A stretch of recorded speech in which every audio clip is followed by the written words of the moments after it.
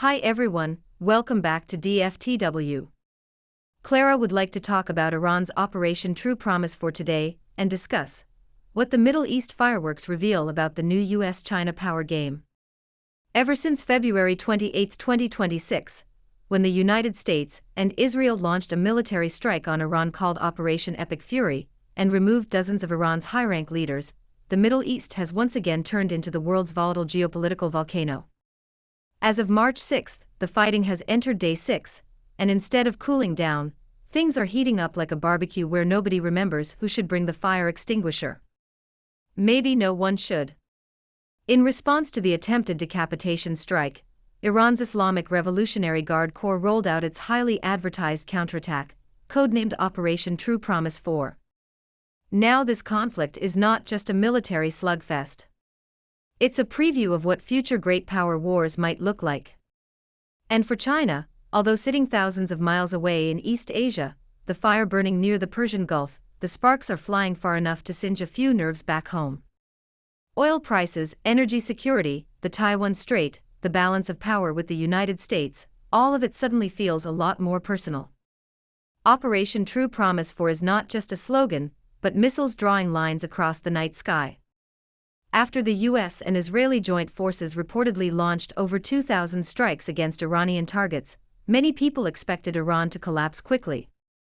However, it turns out that Iran had other plans. According to Iranian battle reports, Operation True Promise 4 was not random chaos. It was carefully aimed.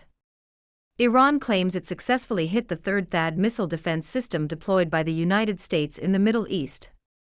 Two others previously stationed in the UAE were reportedly destroyed as well. If that claim is true, it means the shiny missile shield the US military is so proud of just developed a rather large and embarrassing hole.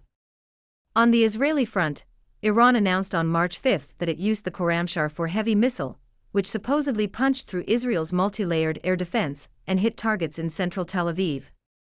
Satellite images also suggest US facilities in Bahrain and a long-range early warning radar in Qatar were heavily damaged.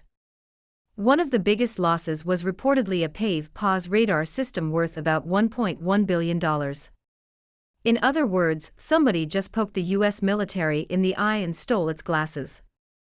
Meanwhile, things were getting spicy at sea, too. Iran's Revolutionary Guard says it managed to hit the USS Abraham Lincoln aircraft carrier operating in the Gulf of Oman, forcing the carrier group to reposition.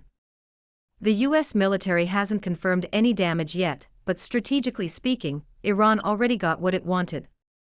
As we said in a previous video, it does not matter whether the carrier was hit, the psychological effect is more severe than the attack itself.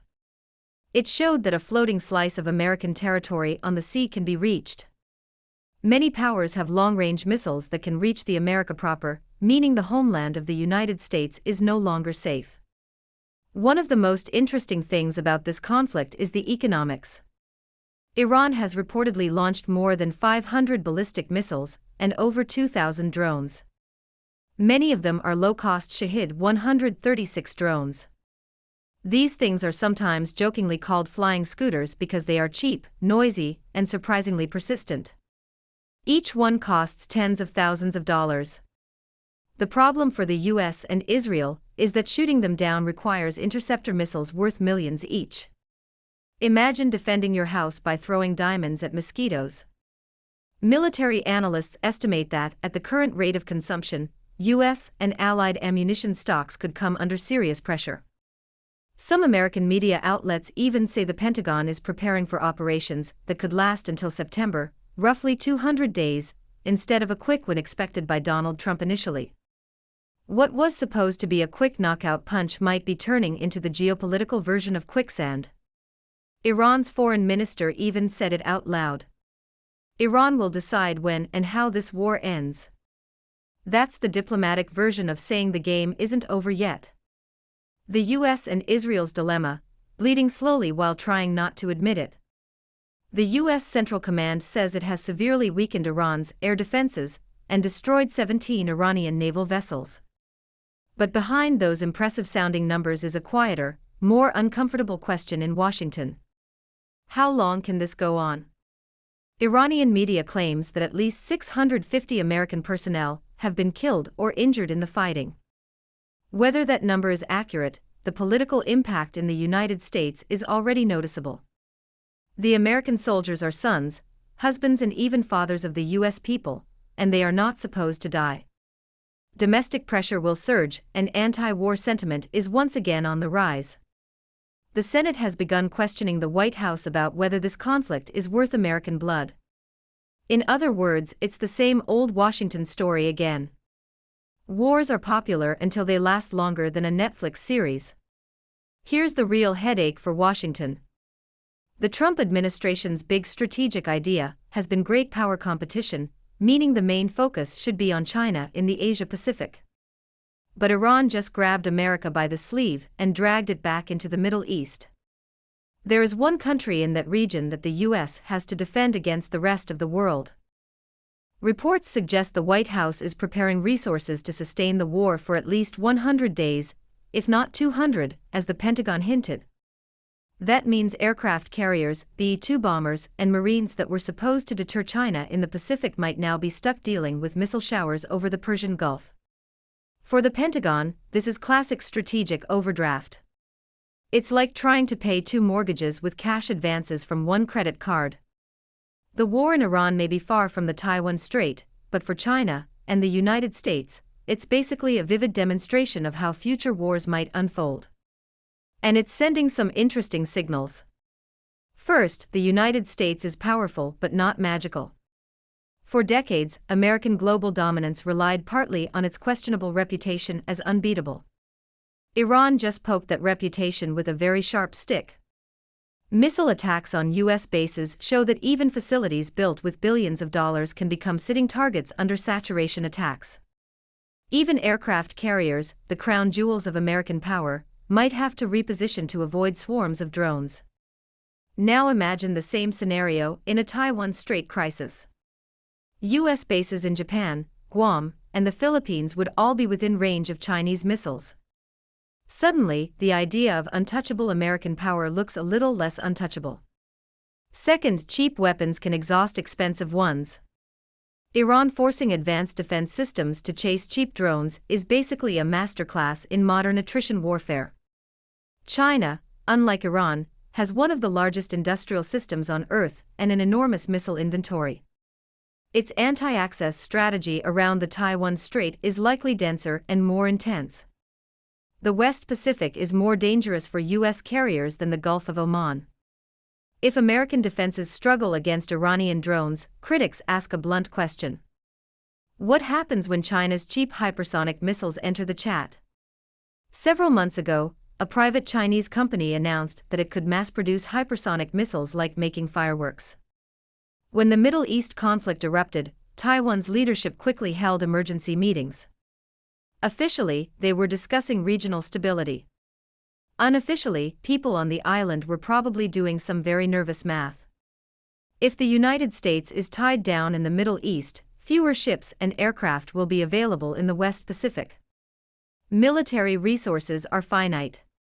Send more to one side of the world, and the other side gets thinner coverage. That reality makes the idea of unlimited American protection look like a subscription service that might suddenly be cancelled. Operation True Promise also highlights a key feature of modern war.